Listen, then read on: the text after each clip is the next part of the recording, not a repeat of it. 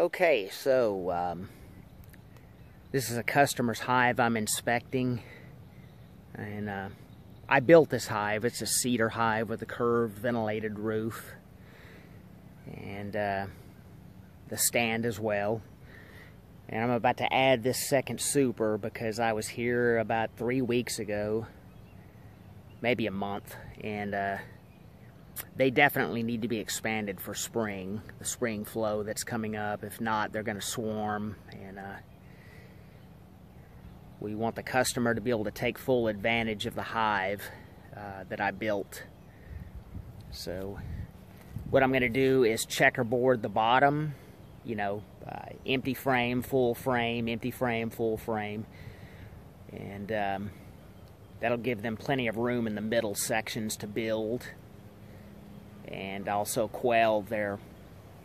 hopefully quell their instinct to swarm.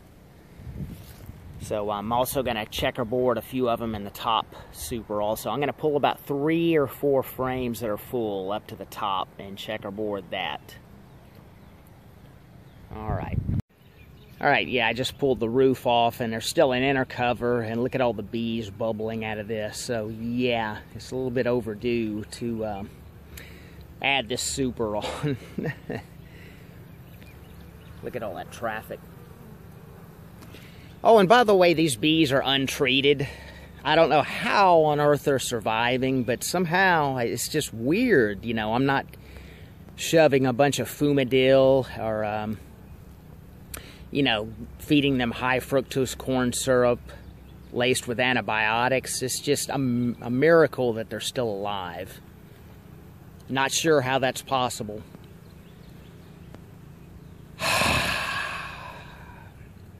Alright, so this is the first frame I pulled out, and it was toward the edge, and look at all that cat brood that's about to hatch. A little bit of pollen and nectar at the top. So I'm going to stick this one up at the top, along with several other ones. It will, you know, relieve a lot of the crowdedness in this lower chamber. It's just going to basically give them more room, but you sometimes need to encourage them to move up. Sometimes if you stick just an empty super on top, especially here in Florida, they don't necessarily want to move up there. So, alright, let me proceed.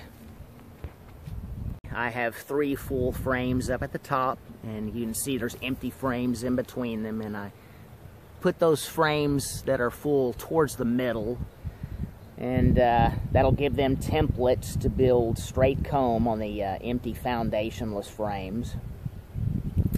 And now I'm about to move these frames apart in the middle and add 3 empty frames, and you know, like I said, checkerboarded toward the middle, and that'll give them templates to build straight comb. They'll be forced to build straight. Okay, so I added 3 empty frames mixed with full frames toward the middle of the bottom super, as you can see. Everything looks extremely healthy, vibrant. Perfect timing getting these girls situated going into the spring flow, because if not, they would have run out of room and swarmed and all that good stuff. So I'm about to put this super on top of here and put the bottom, the inner cover on, and then the roof, and we'll be done.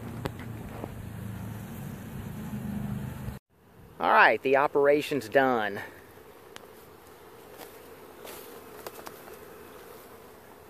These girls are set up for a sweet spring coming up here in Tampa. They have a nice little setting here by the water. By the way, that's supposed to be one of the biggest magnolia trees known to man over there. It's very sprawling. Some arborist told the customer that it's the biggest one he'd ever seen. Who knows? Maybe so. All right.